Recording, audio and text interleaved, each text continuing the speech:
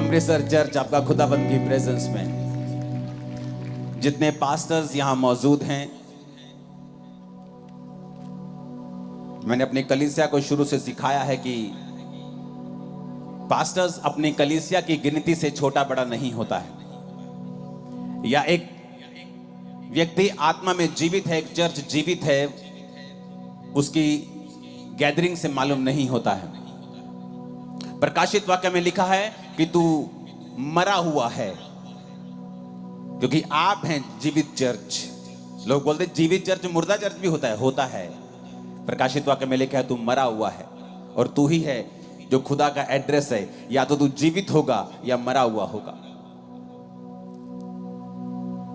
मैं जिस कलीसिया से आया हूं वहां 35 लोग हुआ करते थे, लेकिन वो जीवित कलीसिया थी। जिस पास्टर ने मुझे बैप्टिज्म दिया है उसके चर्च में 60-65 लोग से ज्यादा लोग नहीं आते थे, लेकिन वो जीवित चर्च थी। तो आज जितने पास्टर्स यहां मौजूद हैं, पूरी कलीसिया उनका स्वागत करेगी, और अब मैं आपका वेलकम करता हूं यहां पर खुदाबंद की प्रेजेंस में। और खुदाबंद आपको और आदर दे, आपको और इज्जत दे, और आपकी सेवकाई को बढ़ाए।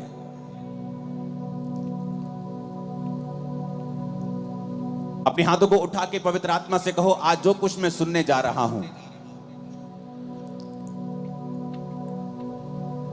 इसको टिप बंद कर दो, अपनी कारीगरी करना प्लीज। उनको बोलो जाके, इनको समझ नहीं आ रहा है।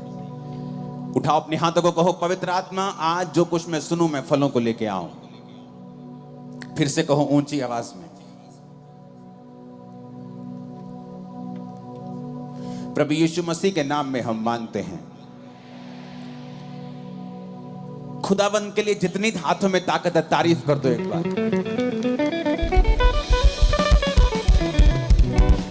जब अमृतसर में अंदर मीटिंग हुआ करती थी शहर में, तो मैंने अपनी टीम को बताया था कि तुम्हें जल्दी जगहें चेंज करनी पड़ेगी, क्योंकि जितने लोग मैं आत्मा में आने वाली मीटिंग्स में देख रहा हूं उतने शहर के अंदर कभी नहीं आएंगे। आज वही हुआ। आप शहर से कहीं दूर हैं, कहीं बड़ा पंडाल है उससे जो अमृतसर में अंदर रंजीत एवेन्यू में होता था। और मुझे पता है कि आप लोगों को परमेश्वर ने यहां पे क्यों भेजा है। ये वचन मैं घर से तैयार करके नहीं आया जो अब मैं आपको दे रहा हूं यहां पर, क्योंकि जैसे मैंने यहां पे प्रवेश किया, पवित्र आत्मा ने कहा इनको बोल कि जो मेरे साथ वफादार नहीं रहते वो झूठ के ऊपर यकीन करने लगते हैं।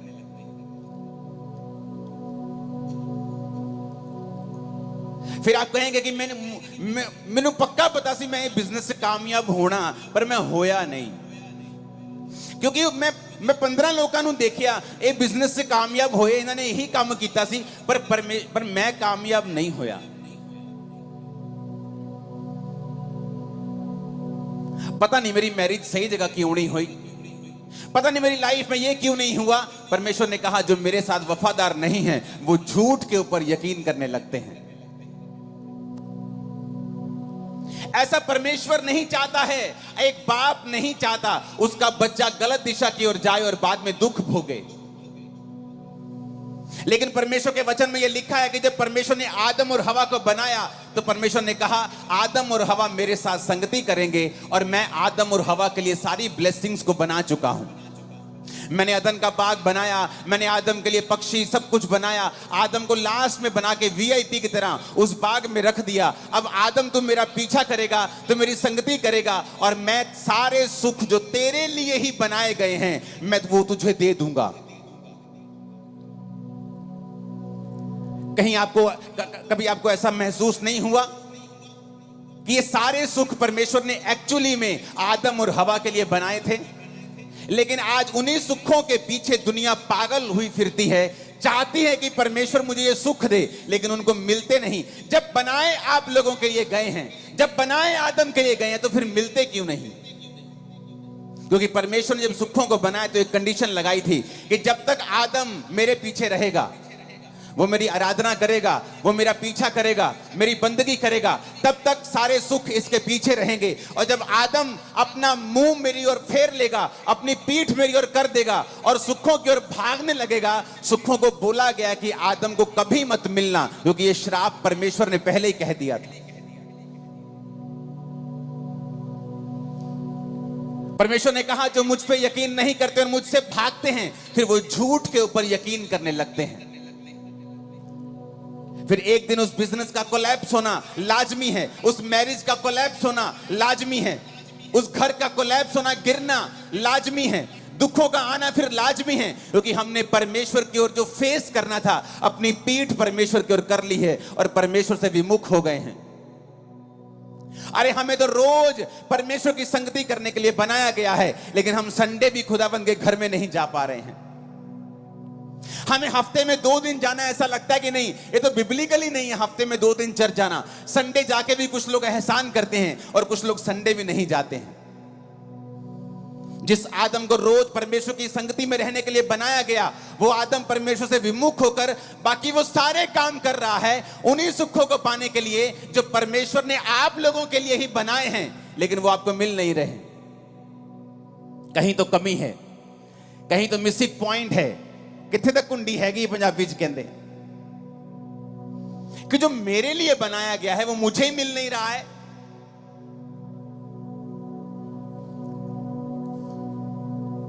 जो वचन मैं आपसे बोलने वाला हूं, अगर आप उसे समझ गए, अगर आप अपनी वर्थ समझ गए कि आप कौन हैं, आप क्या हैं परमेश्वर की निगाह में, जब परमेश्वर आपको देखता है तो किस सोच के साथ और कैसी निगाह के साथ आपको देखता है, अगर आज आप ये वचन समझ गए, आप अपनी जिंदगी में कभी भी फेल नहीं होंगे। मैंने कहा कभी भी।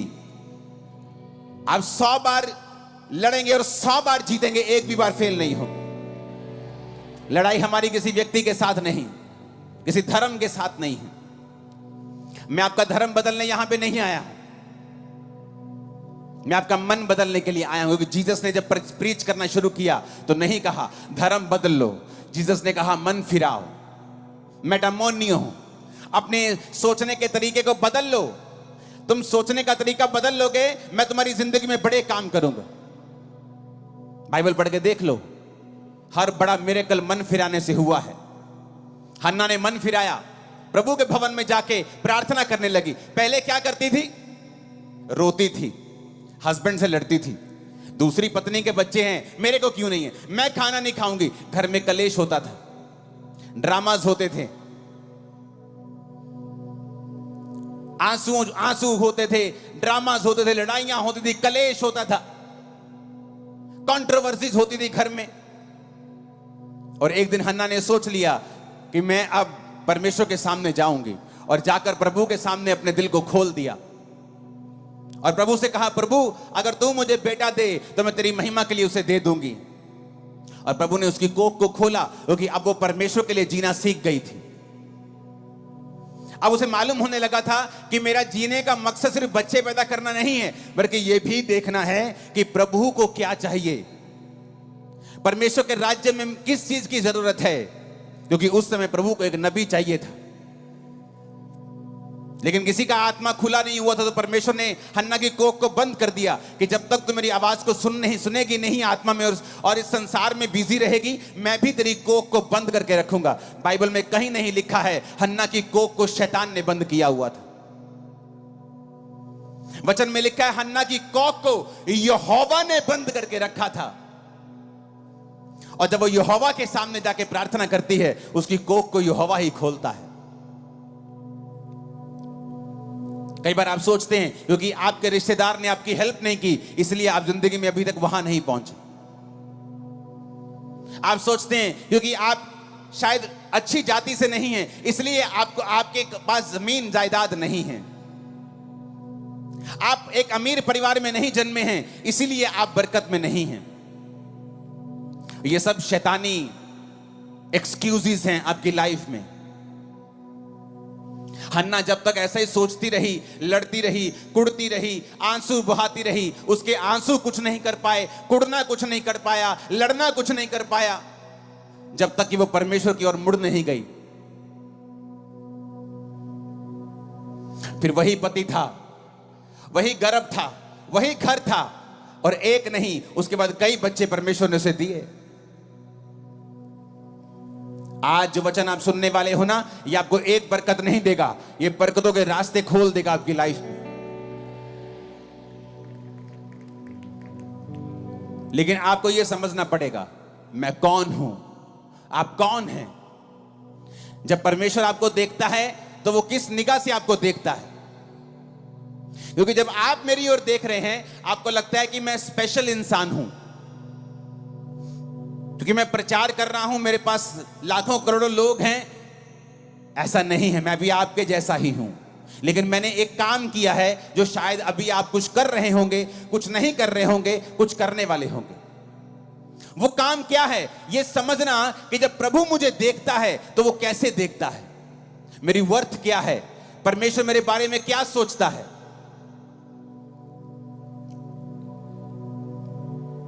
गिदोन के बारे में आज पढ़ेंगे, न्यायों 6 उसकी 11 से लेकर 16 आयत को हम पढ़ेंगे। फिर यहोवा का दूत आकर बांज वृक्ष के नीचे बैठ गया, जो ओपरा में एबीएजरी योआश का था, और उसका पुत्र गिदोन एक दाख रस के कुंड में गेहूं इसलिए झाड़ रहा था कि उसे मिधानियों से छिपा के रखे। उसको यहोवा के दूत ने दर्शन देके कहा, हे शूरवीर सूरमा, हे शूरवीर सूरमा, यहोवा तेरे संग है। गिदोन ने उससे कहा, हे मेरे प्रभु, विनती सुन, यदि यहोवा मेरे संग होता, हमारे संग होता, तो हम पर यह विपत्ति क्यों पड़ती। जितने आश्चर्य कर्मों का वर्णन हमारे पुरखा ये कहकर करते थे कि क्या यहोवा हमको मिस्र से छुड़ा नहीं लाया, वो कहां रहे। अब तो यहोवा ने हमको त्याग दिया और मिधानियों के हाथ में कर दिया है। तब यहोवा ने उस पर दृष्टि करके कहा, अपनी इसी शक्ति पे जा, तू इजराइलियों को मिधानियों के हाथ से छुड़ाएगा। क्या मैंने तुझे नहीं भेजा? उसने कहा, हे प्रभु, विनती सुन, मैं इजराइल को कैसे छुड़ाऊं। देख, मेरा कुल मनुष्य में सबसे कंगाल, और मैं अपने पिता के घराने में सबसे छोटा हूं। यहोवा ने उससे कहा, निश्चय मैं तेरे संग रहूंगा, इसलिए तुम मिधानियों को ऐसे मार लेगा जैसे एक मनुष्य को। इस समय इजरायली जाति जो थी, परमेश्वर से मुंह फेर कर अपनी पीठ खुदा की ओर कर दी थी। जब पीठ परमेश्वर की ओर कर दी तो परमेश्वर ने मिधानियों को इजरायलियों के खिलाफ कर दिया। पहले ऐसा नहीं था। ये सारे मिधानी, ये सारे लोग इजराइल से दब कर रहते थे, लेकिन जब तक वो खुदा के साथ रहते थे इजरायली, खुदा उनको जीत देता था। जब वो मुड़ गए परमेश्वर से, खुदा ने उनको हराना शुरू किया और मिधानी उन पर कब्जा करने लगे। परमेश्वर एक व्यक्ति के पास गया और गिदोन को कहा कि जा और तू उन्हें मिधानियों के हाथ से इजरायलियों को छुड़ाएगा। कहता, प्रभु, मैं कैसे छुड़ा सकता हूं, मेरा कुल, मेरा परिवार है ना, जो हमारे रिश्तेदारों में सबसे कंगाल है। हमें लोग सबसे बाद में बुलाते हैं शादी के ऊपर, मेन इंपॉर्टेंट काम पे तो हमें बुलाते भी नहीं है जी, हमें पूछते भी नहीं है। और मैं अपने परिवार में सबसे छोटा हूं। मेरा कुल कहता मेरा कुल मनुष्य में सबसे कंगाल है, हम सबसे गिरे हुए हैं। कहता, दूसरी बात यह है कि मेरा कुल सबसे ज्यादा गिरा हुआ है, सबसे छोटा है, और मैं अपने कुल में सबसे छोटा हूं। तो प्रभु, तुझे गलती लग गई है, तूने लीस्ट इफेक्टिव आदमी चुन लिया है।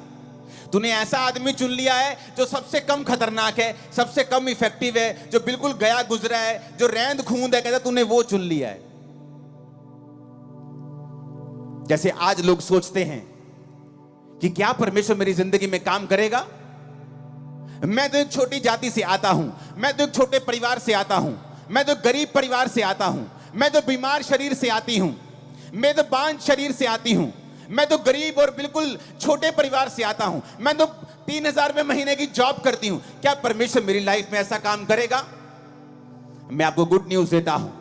मेरा यहोवा परमेश्वर, जो 4000 साल पहले ऐसी बातें करता था, जो 5000 साल पहले ऐसी बातें करता था, फिर जीसस के समय वो ऐसी बातें करता था, पौलुस के समय कहता था कि मैंने तुच्छों को, मैंने गरीबों को, मैंने बीमारों को चुन लिया है, वो आज भी ऐसी ही बातें करता है। और वो तुम्हें चुनना चाहता है और तुम्हें ऊंचा करना चाहता है। आमीन, ऊंचे वाला चाहिए चर्च। वो आज भी ऐसा ही है। गुड न्यूज यही है, वो आज भी ऐसा ही है। वो तुम्हारे फाइनेंस की कंडीशन को चेंज करना चाहता है, तुम्हारे परिवार की स्थिति को बदलना चाहता है। गरीबी के श्राप जो दादाओं परदादाओं से चलते आ रहे हैं, उन्हें तोड़ना चाहता है। वो बोलोगे वो कैसे टूटेंगे? अगर आप परमेश्वर की ओर मुड़ जाएंगे। दाऊद ऐसे परिवार से था जो बिल्कुल ही आम परिवार था। मैं आपको बताना चाहता हूं, दाऊद परमेश्वर से कोई स्वर्ग से चुना हुआ व्यक्ति नहीं था। दाऊद पर तो परमेश्वर की प्लानिंग तक नहीं थी, क्योंकि हमेशा प्रभु की प्लानिंग घर के बड़े बच्चे पे होती थी, पहलोठे के ऊपर। तो जब शमूएल नबी दाऊद के घर में मसा करने के लिए गया, एक बच्चे को, यिशै को, दाऊद के भाइयों के घर में गया, यिशै के घर में गया, तो उसने बड़े बेटे को आते हुए देखा। परमेश्वर ने कहा, मैंने इसे नहीं चुना, मैंने इसे अयोग्य करार दिया है। यानी प्रभु की प्लानिंग उसके ऊपर थी, पर वो अयोग्य करार दे दिया गया, क्योंकि वो परमेश्वर के वचन पर वफादार नहीं रहा। जब वफादार नहीं रहा, योजना दूसरे बेटे पे आ गई, वो भी आया और वफादार नहीं। तीसरा, चौथा, सब आ गए, दाऊद वहां नहीं था। भूला हुआ बच्चा, भूला हुआ बच्चा। परिवार में ऐसा जन जिसकी कोई सुधि नहीं रखता, कोई पूछता नहीं कि बेटा भेड़े चरा रहा है, तूने रोटी खाई कि नहीं खाई? भेड़िए तुझे अटैक करते होंगे तो तेरी जान का खतरा, ध्यान रखा कर। नहीं, rejected, totally rejected by his family. इतना रिजेक्टेड कि फैमिली में एक फंक्शन है। पुराने समय में जब नबी किसी के घर जाया करते थे तो लोगों की टांगे कांपती थी कि या तो ये बड़ा तगड़ा कोई बड़ा समाचार पॉजिटिव लेके आया है, और या ये बड़ा नेगेटिव लेके आया। बीच में काम में तो ये नहीं आया, ये खाने पीने तो कुछ नहीं आया कि बहन जी कितना ठीक ठाक हो, ये पूछने के लिए तो नहीं आया ये। तो उनको डर रहता था कि शमूएल नबी क्यों आया है। इतना इंपॉर्टेंट काम घर में हो और आप अपने बच्चे को कैसे भूल सकते हो? क्योंकि वो आपकी फैमिली में कोई वर्थ नहीं रखता, इसलिए आप उसे भूल गए। उसकी कोई वैल्यू नहीं है, इसलिए आप उसे भूल गए। कहता एक रह गया, भेड़ बकरी को चराता है, उसे भूल गए हम। कहता उसे लेके आओ। जब वो आया तो मसा किया गया। रिजेक्टेड आदमी मसा कर दिया गया इजराइल का राजा होने के लिए। एक ऐसा सरप्राइज आपकी वेट कर रहा है जब आप परमेश्वर से वफादार रहेंगे कि आपके एनिमीज, आपके रिश्तेदार, आपके लोग सब आंखें खुली और मुंह खुला रह जाएगा जो होने वाला है। उसके लिए आपको प्रभु की ओर मुड़ना होगा। दाऊद वफादार रहा, भेड़ें चराते भी वफादार था। नहीं कंप्लेंट की परमेश्वर को कि प्रभु मुझे क्या फायदा तुझे मानने का, मेरे भाई तो ऐश करते हैं, तेरी पवित्रताई में रहने का क्या फायदा? दूसरे तो ऐश करते हो, राजा की सेना में भी हैं, उनके ऊपर तो बरकत भी ज्यादा है। चट्टान पर घर बनाना आसान नहीं है। आप चट्टान के ऊपर घर बनाते हैं, आपको समय लगता है, पसीना आता है, एफर्ट लगता है, पैसा लगता है, ज्यादा टाइम लगता है, लेकिन जब वो बन जाता है वो गिरता नहीं है। दाऊद का घर जो था वो वचन के ऊपर बना था। आप इजराइल में बहुत कम राजा ऐसा देखेंगे कि जो अपने बुढ़ापे तक अपनी गद्दी पे बैठे रहे और कोई मार के उन्हें उठा नहीं पाया। दाऊद को कोई गद्दी से मार के उठा नहीं पाया, बल्कि वो बूढ़ा होके, कमजोर बूढ़ा जब हो गया, तब वो अपनी पूरी उम्र भोग कर परमेश्वर में सोया। जब परमेश्वर आपकी ओर देखता है, उसी गिदोन की तरह देखता है, उसी दाऊद की तरह देखता है।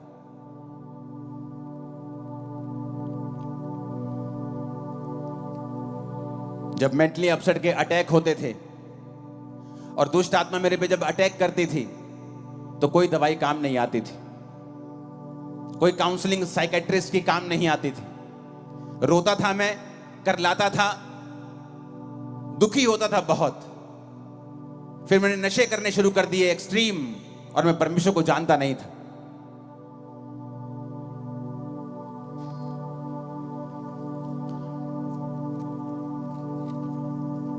कुछ नहीं मालूम था परमेश्वर के बारे में।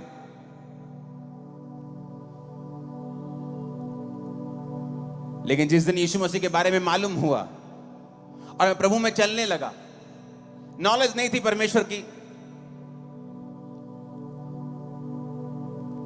और एक पास्टर मुझे आत्मा में बोलता था, तू परमेश्वर का बहुत बड़ा दास है, तो परमेश्वर का माइटी जन है। मुझे लगता था कि मैं पागल हूं, शायद मैं मर जाऊंगा, तो मुझे तसल्ली देते रहते ये लोग। मैं क्रिश्चियन बन गया हूं ना, तो शायद मुझे झूठी तसल्ली देते रहते, मुझे मोटिवेट करते रहते हैं कि मोटिवेट करके इसको थोड़ा सा टेम्परेरी सुख मिल जाएगा, थोड़ा मेंटली स्टेबल हो जाएगा आदमी, तो थोड़ा दुख कम हो जाएगा। पर मुझे मालूम नहीं था कि वो पवित्र आत्मा से ऐसा बोलते हैं। मुझे मालूम नहीं, परमेश्वर उसी तरह मुझे देख रहा है जिस तरह वो गिदोन को देखता था। मुझे वो उसी तरह से देख रहा है जिस तरह वो अपने लोगों को, अपने पतरस को, जिस तरह से पौलुस को वो देखता था, जिस तरह वो दाऊद को देखता था कि मैं सबसे छोटे को चुन लूंगा, सबसे कमजोर को चुन लूंगा, मैं सबसे तुच्छ को, सबसे गरीब को, सबसे रिजेक्टेड को चुन लूंगा, ताकि जो अपने आप को बड़ा समझते उनको शर्मिंदा कर दूं। कभी नहीं सोचा था कि इतने लाखों लोगों में कभी प्रचार किया करूंगा, क्योंकि मैं कलीसिया में फ्रंट पे भी जब बैठता था तो अपने मुंह को नीचे करता था कि ताकि मेरे को कोई देखे ना। पीछे से मैं सबसे आगे जाके बैठता था ताकि लोग मुझे, मेरे फेस को देखे ना। मुझे इतने अटैक्स, इतनी शर्म, इतनी हिचक होती थी, मैं बैठ भी नहीं पाता था प्रभु की हजूरी में। नहीं तो अगर मैं अच्छा होता तो बोलता, प्रभु मैं कंप्यूटर इंजीनियर था इसलिए तूने मुझे चुन लिया। इसलिए मैं आज कहता हूं कि मैं सबसे तुच्छ था, सबसे कमजोर था, और परमेश्वर ने मुझे चुना। और यही वो प्लान आपके लिए रख के बैठा है, आपको उसके पीछे चलना है। मुझे याद है 2004 में जब मैं परमेश्वर में आया, उसके बाद मेरी लाइफ में मैंने ऐसी कोई गलती नहीं की। किसी लड़की के साथ कोई संबंध नहीं रखा, कोई शराब नहीं पी, कोई नशा नहीं किया। बपतिस्मा लेने के बाद सब कुछ छोड़ दिया, परमेश्वर के पीछे चलने लगा। एक अच्छा बिजनेसमैन था, अपने घर में काम, अपने बिजनेस में काम करके, अपने घर पे काम करके शाम को चर्च जाया करता था, भरोसा रखता था परमेश्वर के ऊपर। मेरे साथी बहुत से थे जो गुनाहों में थे, जो पाप में थे, चर्च में आत्मा में भरते, एक्टिंग भी करते थे, और बाद में वो लड़कियों के साथ वे विचार भी करते थे। ऐसे भी थे, बहुत से थे। पर आज उनकी जिंदगियां आम जिंदगियां हैं, और मेरी जिंदगी आज आम नहीं है, सब लोग जानते हैं। कारण क्या है? कारण मैं खास था ये नहीं, कारण यह है कि मैंने परमेश्वर के वचन को तोड़ा नहीं।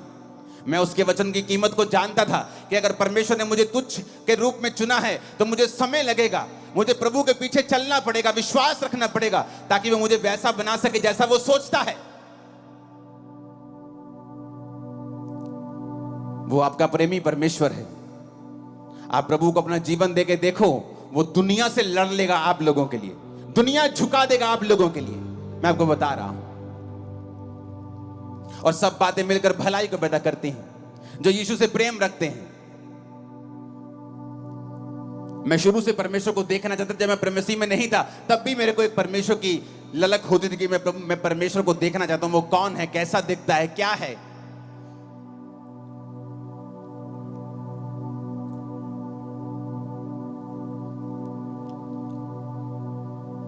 मैं अपनी पढ़ाई में बहुत तेज होता था, बहुत सी क्लासेस मैंने जंप की हैं, और मैंने जल्दी जल्दी अपनी उम्र से पहले क्लासेस पूरी करके बहुत यंग एज में मैं कॉलेज चला गया था। मुझे याद है जब मैं अपनी स्कूल की पढ़ाई को मैंने पूरा किया तो बहुत से दोस्त थे मेरे पास आके बोले कि हम एक एंट्रेंस टेस्ट देंगे, जहां पर इंजीनियर की सीट मिल जाती है, हम एंट्रेंस टेस्ट देंगे। मैंने कहा ठीक है, मैं भी दूंगा।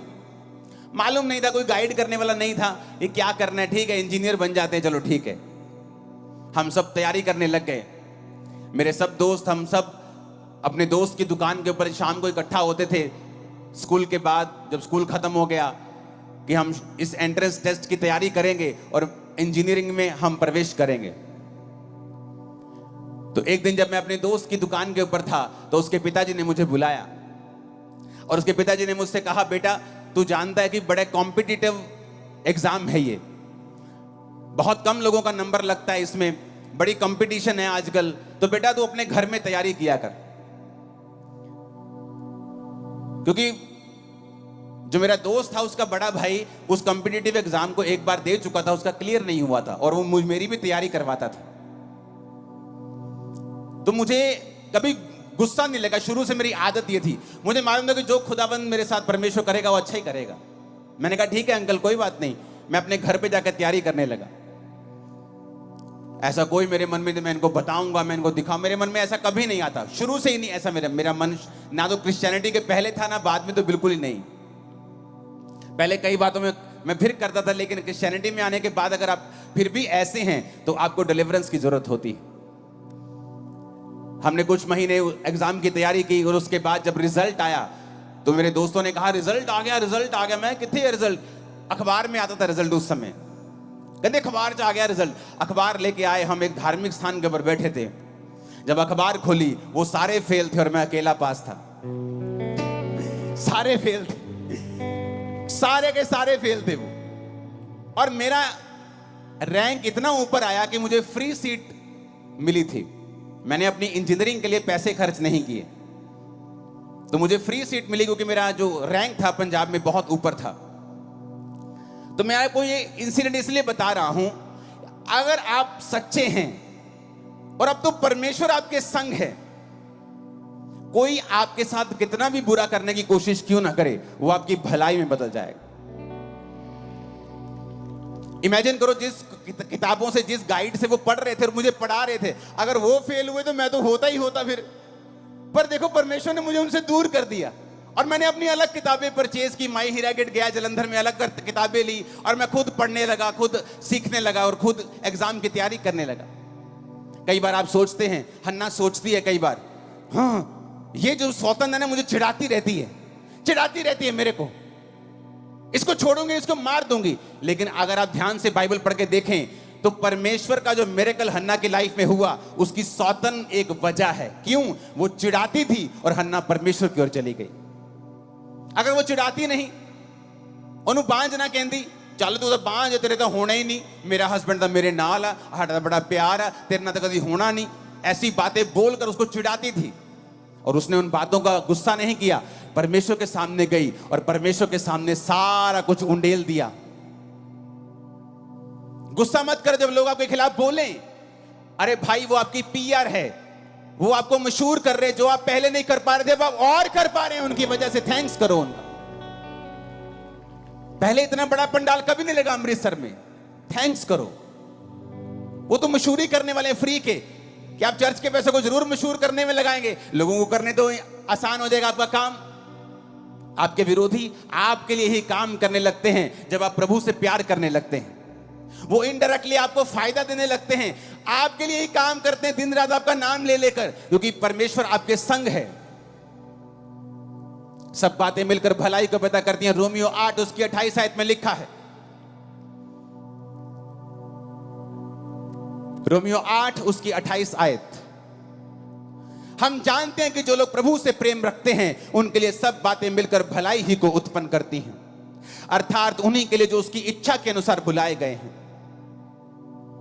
आप कई बार दुखी हो जाते हैं कि प्रभु ये मेरे 3 दोस्तों ने मुझे त्याग दिया। अरे उसने इसलिए त्याग दिया शायद कि तू परमेश्वर से प्रार्थना कर सके, तू प्रभु के करीब जा सके। लेकिन हम अपने जीवन के आसपास की घटनाओं को कैप्चर करने में और उनको आत्मिक रीति के साथ समझने में फेल हो जाते हैं, और जो पास हो जाते हैं, जो समझ जाते हैं कि मेरे जीवन में अगर यह घटना हुई है इसका आत्मिक कारण क्या है। 2017 में बहुत क्रूसेड्स जब होते थे, 2017 की बात है ये, 17, 18, 19 लगातार हुआ करते थे। एक महीने में 18 बड़ी मीटिंग्स हुआ करती थी, मुझे याद है। और लोग पूछते थे ऐसा क्या आप करते हो कि आपके हर क्रूसेड में भी तो 10 दिन पहले क्रूसेड हुआ, अभी फिर लाखों लोग बैठे हैं, अभी फिर 15 दिन हुआ, अभी फिर लाखों, ऐसा क्या कर रहे हो आप? मैंने कहा मैं कुछ नहीं कर रहा हूं, मैं वो खरबोपति थोड़ी हूं कि मेरे पास इतना पैसा है कि मैं अपनी उसे यूज करूं। नहीं, परमेश्वर जब आपके ऊपर कृपा करता है। और जब 2017 में लोग मुझसे पूछते थे कि आप इतने विरोध से होके क्यों गुजरते हो, मैंने कहा इसलिए क्योंकि मेरी बरकत ऐसी है जैसी किसी की नहीं है, इसीलिए मैं होके गुजरता हूं। बाइबल कहती है उन्होंने मुझसे व्यर्थ बैर किया, वो आपसे व्यर्थ बैर करेंगे बिना किसी कारण के। लेकिन अगर आप आत्मिक रीति से नहीं समझेंगे कि ये क्यों हो रहा है, मुझे मालूम था कि ये क्यों हो रहा है, ये फालतू की चीजें क्यों हो रही हैं, क्योंकि परमेश्वर एक बड़ा रिजल्ट देने के लिए जा रहा था। जब आप समझ जाएंगे आपकी लाइफ में क्यों हो रहा है, कई बार आपको ठोकर लगती है आपके पति से, आपकी पत्नी से, आपके बच्चे से, आपके बाप से, आपके बिजनेस से आपको ठोकर लगती है, कई बार आपके पार्टनर से ठोकर लगती है। आप सोचते हैं कि इंसान बुरा है, नहीं, आप उसका आत्मिक रीजन देखने की कोशिश करें, प्रभु की ओर मुड़े, प्रभु से पूछें मेरे साथ ऐसा क्यों हो रहा है, वो आपको बताएगा क्यों हो रहा है। सब बातें मिलकर भलाई पैदा करती हैं उन लोगों के साथ जो प्रभु से प्यार करते हैं। बात प्यार करने की है, बात यह है कि आप प्रभु के साथ जुड़े हुए हैं कि नहीं हैं। आप प्रभु से प्यार करते हैं, आप नशा कैसे बेच सकते हैं? क्या नॉनसेंस है कि आप प्रभु से प्यार करते हैं नशा बेचेंगे? आप ऐसी देह को खराब करेंगे जो प्रभु ने बनाई है? आप ऐसे घर को खराब करेंगे जो परमेश्वर ने रचा है? आप प्रभु से प्यार नहीं करते अगर आप नशा बेचते हैं तो। मैं वैसे संडे चर्च नहीं जाता हूं, लेकिन प्रभु से प्यार करता हूं। आपका बेटा आपसे रोज बात ना करे, आपको 6-6 महीने बाद डैडी बुलाए और 6 महीने बाद बात करे और कहे डैडी बता मैं प्यार बहुत करता। आप चर्च नहीं जाते, खुदा से प्यार करते हैं? आपने कभी बाइबल पढ़ के परमेश्वर की, अपने खुदा की, अपने बाप की इच्छा जानने की कोशिश नहीं की? आप कहते हैं आप उससे प्यार करते हैं? नहीं, आप उससे प्यार नहीं करते हैं। यीशु ने कहा जो मुझसे प्यार करता है मेरी आज्ञाओं को मानेगा। बात यह है अगर आप परमेश्वर के द्वारा चुने गए हैं तो चुने हुए के लायक काम करें। चुना हुआ अपनी लड़ाई आप नहीं लड़ता, नालायको, वो लड़ता, खुदा लड़ता है उसके लिए। लेकिन हमारे बीच में लोग हैं जो अपनी लड़ाई खुद लड़ना चाहते हैं। पौलुस कहता है निर्बुद्धि गलातियों, तुमने किसने मोह लिया? हे मूर्खों, तुमने किसने मोह लिया कि तुम अपनी लड़ाई खुद लड़ रहे हो? खुदा को लड़ने दो, ऐसा रिजल्ट आएगा, आंखें खुली रह जाएंगी। खुदा को लड़ने दो।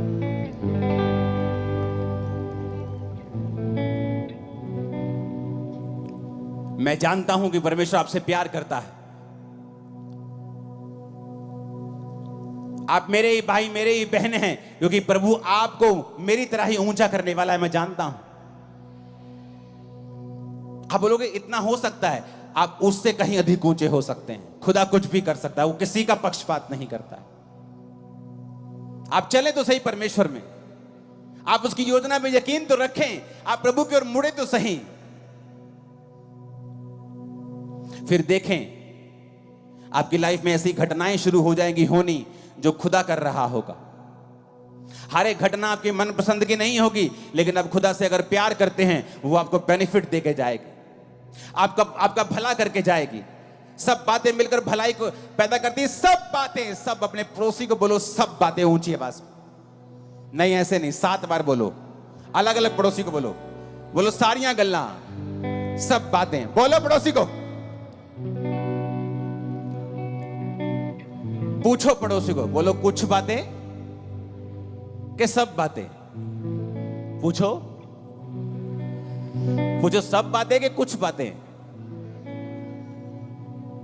कहता सब बातें। अगर तू खुदा से प्यार करता है और शैतान ने तेरा कुछ नुकसान करने की कोशिश की है, वो भी तेरी भलाई में बदल दूंगा, तेरी चंगाई में बदल दूंगा, तेरी बरकत में बदल दूंगा, तेरी मशहूरी में, तेरी ऊंचाई में बदल दूंगा उस नीचाई को। उसने ये नहीं कहा कुछ बातें, कि जब तू खुदा से प्यार करेगा 99% बातें तेरी भलाई पैदा करेंगी, लेकिन 1% अटैक होगा, ऐसा नहीं लिखा है। कहता सब बातें मिलकर भलाई पैदा करेंगी। सब बातें आपके साथ जो भी हो रहा है आज के बाद, अगर आप खुदा में आ गए, आज जीवन दे दिया खुदा को, खुदा आज से मैं तेरा हूं, यह भविष्यवाणी वचन के अनुसार कर रहा हूं, तुम्हारी जिंदगी में होने वाली हर घटना तुम्हें फायदा देके जाएगी। 7 आमीन चाहिए अलग अलग हाथों को हिला।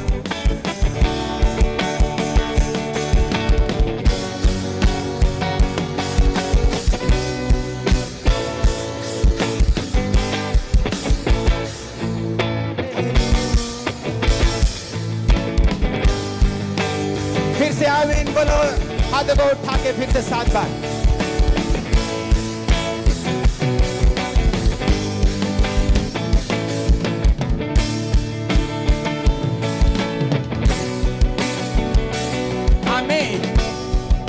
आमीन। सब बातें कि कुछ बातें?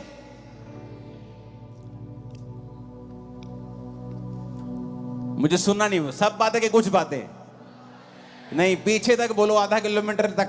सब बातें कि कुछ बातें नहीं, फिर से बोलो, सब बातें कि कुछ बातें। यही है गुड न्यूज खुदाबंद की कि तुम्हारी पीठ के ऊपर कोई टांग मारेगा ये सोच के किसी को गिराते हैं, तुम्हारा कुप निकल जाएगा और तुम और ऊंचे हो जाओ। कुपड़े दे लत मारी दे कुपड़ा हो गया सिद्धा ते कानून खुदावन सिद्धा करन जा रहे यीशु मसीह दे सामर्थी नाम दे विच। मैं क्या कुपड़े दे लत मारी कुपड़ा हो गया सिद्धा, हुण तुसीं सिद्धे होने वाले हो यीशु मसीह दे सामर्थी नाम दे विच। आमीन खड़कन वाला चाहिए शैतान दे कन्ना च। मैं क्या कुपड़े दे लत मारी कुपड़ा हो गया सिद्धा, खुदावन तुहानू सिद्धा करन जा रहा परमेश्वर यीशु दे नाम दे विच मैं भविष्यवाणी करदा हां। कंडीशन एक ही है, क्या मैं खुदा से प्यार करता हूं कि नहीं। मैं छोटा हूं, मेरा कुल छोटा है, मेरा परिवार छोटा है, मेरा फलाना, मैं पढ़ा लिखा नहीं हूं, मैं गोरा नहीं हूं, मैं ऊंचा नहीं हूं, मैं लंबा नहीं हूं, मैं छोटा, मैं इधर से उधर से, सब नॉनसेंस है। आप खुदा की महिमा के अनुसार उसकी स्वरूप में बनाए गए हैं, आप आम इंसान नहीं है, आप बेस्ट हो, आप अपना बेस्ट वर्जन हो जो खुदा ने बनाया, आपको शैतान ने नहीं बनाया। मैं आपको बता रहा हूं,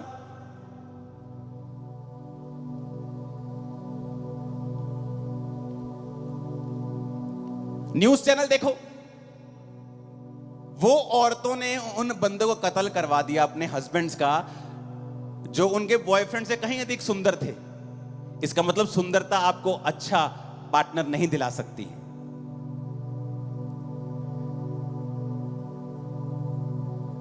कौन दिला सकता है? परमेश्वर। धरती की कोई भी स्किल गारंटी नहीं है कि आपको ये सब मिल जाएगा, बट अगर परमेश्वर आपके संग है, आप बेस्ट हासिल करोगे अपनी लाइफ में, बेस्ट यीशु मसीह के नाम में, उसके नाम में। क्या आप उससे प्यार करते हैं? तो अपने व्हाट्सएप से डिलीट कर दें वो नंबर जो खुदा को पसंद नहीं। उस फेसबुक चैटिंग को डिलीट करके आज ब्लॉक कर दें जो खुदा को पसंद नहीं है, क्योंकि आप मकसद समझें परमेश्वर का, वो आपसे प्यार करता है, गिदौन की तरह आपको देखता है, आपके जरिए बड़े काम आपके परिवार और आपके नगर में करना चाहता है। उसको समय चाहिए, आपकी कॉपरेशन चाहिए, आपकी निर्भरता चाहिए परमेश्वर के ऊपर, फिर देखिए वो क्या करता है। हालेलुया, ऊंची आवाज से बोलो हालेलुया। आप मेरी बातों को समझ रहे कि नहीं? और यही परमेश्वर चाहता है आपकी लाइफ में हो। मत घबराएं, मत डरें।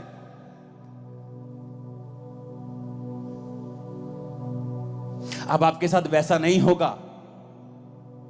अगर आप मसीह में अपना जीवन दे देंगे ना, अब आपके साथ वैसा नहीं होगा जैसा मसीह में ना होने से पहले आपके साथ हुआ करता था, और आपको नुकसान हुआ करता था, आपकी बेइज्जती हुआ करती थी। अब ऐसा नहीं होगा। क्यों? वचन में लिखा है, वचन में लिखा है। कहां लिखा है? मैं आपको बताता हूं कहां लिखा है।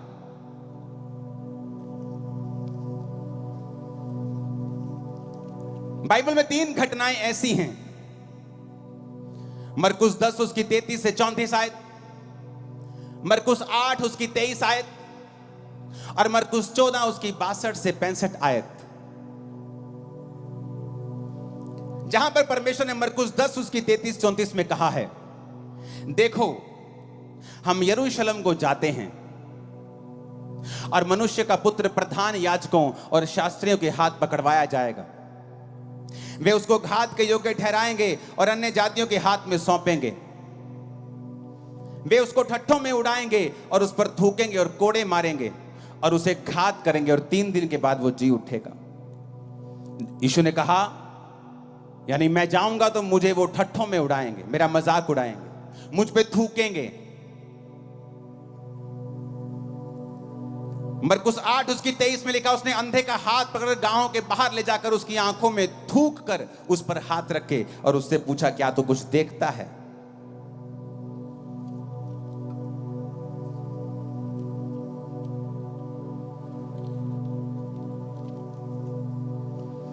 मरकुस 14 उसकी 62 से 65 में लिखा है, यीशु ने कहा, मैं हूं, तुम मनुष्य के पुत्र को सर्वशक्तिमान की दाहिनी ओर बैठे और आकाश के बादलों के साथ आते देखोगे। तब महायाजकों ने अपने वस्त्र फाड़ कर कहा, अब हमें गवाहों का क्या प्रयोजन, हमने निंदा सुनी है। 65 में लिखा, तो कोई उस पर थूकने, कोई उसका मुंह ढाकने और कोई मुक्के मार के कहने लगा, भविष्यवाणी कर। अगर आप बाइबल को ध्यान से पढ़ें तो बहुत से अनपढ़ ऐसे हैं जो बोलते हैं कि बाइबल में बहुत बार गलत लिखा होता है, शोध की गई है बाइबल में। मैं आपको गारंटी के साथ कह सकता हूं, बहुत सी पत्रियां, बहुत सी परमेश्वर के बारे में बुक्स लिखी गई होंगी, पर जो बाइबल में शामिल किया गया है ये 100% परफेक्ट है। और बाइबल जब से बनी है एक भी शोध इसमें नहीं की गई है, ना ही कभी की जाएगी। क्यों? क्योंकि जब बाइबल लिखी गई तो वो यूनानी भाषा में लिखी गई, नया नियम। और यूनानी भाषा इतनी बड़ी है कि उसमें अगर मैं बोलता हूं मैं आपसे प्यार करता हूं, तो उसके भी बहुत सारे रीजन हैं कि मैं आपसे भाइयों वाला प्यार करता हूं, फिलियो। लेकिन हिंदी में क्या लिखा है? प्यार। मैं तुमसे अनकंडीशनल प्यार करता हूं, प्रभु कहता मुझसे अगापे प्यार कर। लेकिन बाइबल में हिंदी में क्या लिखा है? प्यार। यूनानी में लिखा है अगापे लव, फिलियो लव। तो बाइबल में जब ट्रांसलेशन करने वाला इतना धनी नहीं होता था, तो वो प्यार को जैसे प्यार लिख दिया। लेकिन जब उनको बाद में मालूम होता था कि यूनानी भाषा में ये भाइयों वाला प्यार लिखा है, तो उसके लिए वो शब्द को चेंज कर देते थे। एडिट नहीं हुई बाइबल कभी भी, उन्होंने अपने आप की गलती को सुधारा है। बाइबल बिल्कुल करेक्ट है।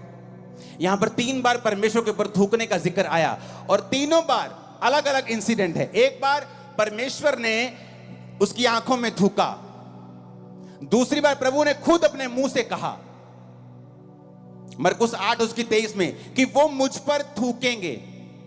और तीसरी बार जब वो महायाजकों के सामने था तो लिखा, कोई उसको थूकने लगा और कोई उसको थप्पड़ मारकर कहने लगा कि भविष्यवाणी कर, तुझे किसने मारा।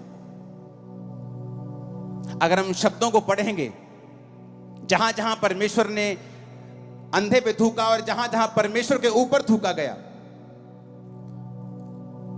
तो जहां परमेश्वर ने कहा कि वो मुझ पर थूकेंगे, वो है यूनानी भाषा का शब्द M2O, जिसका मतलब है टू स्पिट एट, यानी किसी के ऊपर थूकना।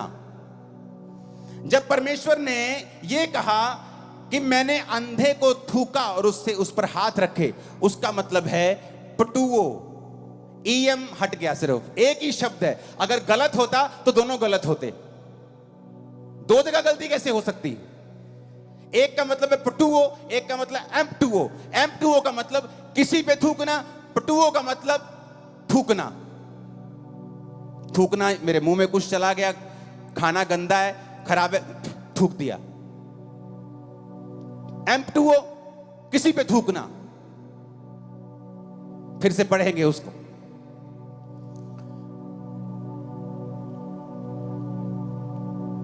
परमेश्वर ने कहा वो मुझ पे थूकेंगे, M2O, थू। पता है क्यों? यहूदी ट्रेडिशन था एक, कि जब किसी यहूदी को लगता था कि ये आदमी एक मॉकरी है, ये आदमी परमेश्वर से, ये पापी है, इसको प्रभु की लानत पड़ी है, तो वो उस पर थूकते थे। ये उनका ट्रेडिशन था, थूकते थे उस पे। बहुत सारे आप पुराने नियम में देखोगे तो लोगों जो पापी थे उन पे थूकते थे, पापियों के ऊपर थूक देते थे। थूकना मतलब धिक्कार है तेरे ऊपर, तो उसका मतलब है M2O, थूकना, फोर्सफुली किसी के ऊपर, टू स्पिट एट। लेकिन जब जीसस ने थूका एक व्यक्ति के ऊपर, तो वो है पटुओ, 44वां शब्द। इसका मतलब है टू स्पिट, थूकना। जैसे मुंह में कुछ गलत चला गया, हम थूक देते हैं। किताब का पन्ना करते हैं तो थूक थूक के लगा के करते हैं, इसका मतलब है पटुओ।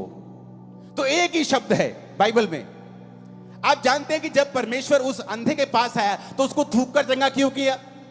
क्योंकि सारी उम्र लोग यही सोचते थे, और चेले भी यही सोचते थे कि परमेश्वर इसने पाप किया कि इसके घराने ने पाप किया कि ये अंधा, यानी उनके मन में था कि he is a definitely big Sinner, ये बड़ा कोई तगड़ा पापी है, या इसके मां बाप। तो जब भी वो उसके सामने से निकलते थे, अंधे के सामने से, उसको क्या करते थे? वो थूकते थे। कौन सा थूकना? जो जीसस पे थूका गया, M2O, टू स्पिट एट, थू, लानती, थूक के जाते थे। आप जानते, जब वो अंधा परमेश्वर के सामने आया तो अंधे को थूक डलवाने की आदत पड़ चुकी थी, उसको बेइज्जती की। उसको मालूम था कि यहूदी उस पर थूकते हैं, क्योंकि यहूदी ये समझते थे कि या तो ये पापी है या इसके माँ बाप पापी हैं। तो जब वो परमेश्वर के सामने आया तो प्रभु ने क्यों उस पर थूका? क्योंकि प्रभु ने कहा, लोगों ने तुझ पे थूका, तेरी बेइज्जती की, मैं इसी थूक से तुझे चंगा करूंगा, मैं इसी थूक से तुझे हील करूंगा। आप सोचते हैं कई बार, आप जब प्रभु में नहीं होते, आपके रिश्तेदार आते हैं जो अमीर होते हैं, आपकी बेइज्जती करते हैं। आपका दोस्त जो थोड़ा प्रभावी होता है, आपकी बेइज्जती करता है। आप फिर परमेश्वर में आ जाते हैं, आपको बेइज्जती करवाने की आदत हो गई है, क्योंकि आप गरीब हैं। कभी कोई रिश्तेदार बेइज्जती कर जाता है, कभी कोई रिश्तेदार बेइज्जती, कभी कोई दोस्त बेइज्जती, आपको बेइज्जती करने की आदत हो गई।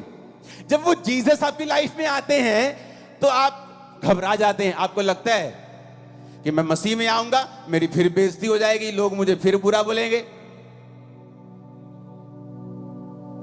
जीसस ने कहा, वो थूक जो लोग तुझ पे मारते थे, तेरी बेइज्जती के लिए थी, मेरी तेरी हीलिंग के लिए है।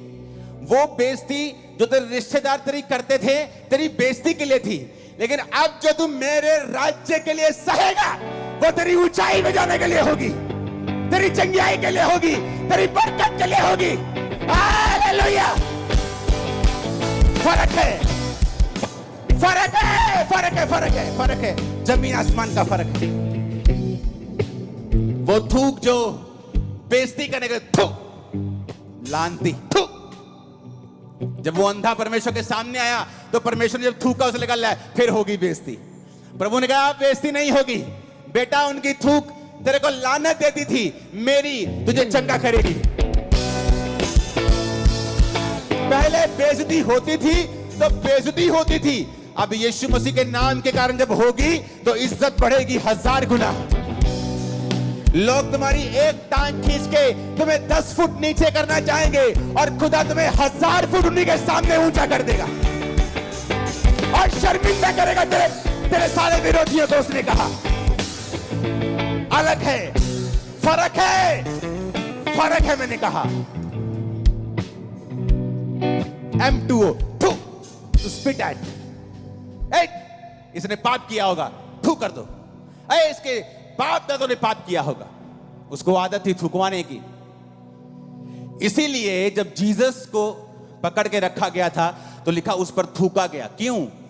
क्योंकि यह ट्रेडिशन था, उनको आदत थी पापियों के ऊपर थूकने की। यहां तक कि चेले भी यही समझते थे कि इसने पाप किया है। प्रभु ने कहा, नहीं, ना इसने पाप किया, ना इसके घराने ने पाप किया, कुछ इसलिए अंधे जन्मे कि मेरे काम प्रकट हो। फर्क है, there is a huge difference, very huge. मसीह के कारण बेइज्जती होगी तो वो बेइज्जती मत करना उसको, वो तुम्हारा बीज है 1000 गुना इज्जत काटने का, और ऐसी इज्जत काटने का कि विरोधी कुछ भी कर लेंगे, वो कम नहीं होगी, वो बढ़ेगी। हालेलुया! ऊंची आवाज में बोलो हालेलुया! अगर वचन को समझ जाओगे तो गलती नहीं करोगे, सिद्ध बन के चलोगे और खुदा तुम्हारे साथ होगा। तैयार हो परमेश्वर के पीछे चलने के लिए? परवाह मत करना, अगर यीशु मसीह के नाम के कारण कुछ आता है तो उसे ले लेना with gratitude, with thank you, क्योंकि वो तुम्हें ऐसी जगह लेके जाने वाला है जहां तुम अपनी ताकत से पहुंच नहीं सकते थे।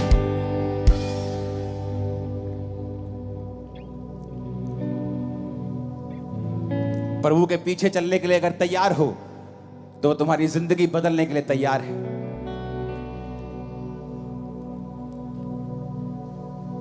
अपने हाथों को उठाओ। आज जितने गुनाह अब तक किए हैं उनकी माफी मांग लो।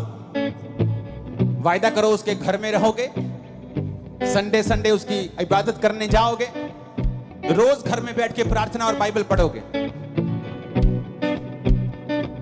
हर पाप की क्षमा मांगोगे, चोरी की, व्यभिचार की, और आज से अपनी जिंदगी खुदा में चलाओगे। मांगो ऊंची आवाज। मेरा कफारा देके खुदावन पाप तो मैनू छुड़ाया, मेरा कफारा देके खुदावन पाप तो मैनू छुड़ाया, आग जलाई मैनू बना के अपने नाल बिठाया, आग जलाई। आज जब हम प्रार्थना कर रहे होंगे आप लोगों के लिए, दुष्ट आत्माएं, शैतानी चीजें, बीमारियां आपको छोड़ के चली जाएगी। आज रात आप चल के वापस जाएंगे। अगर व्हील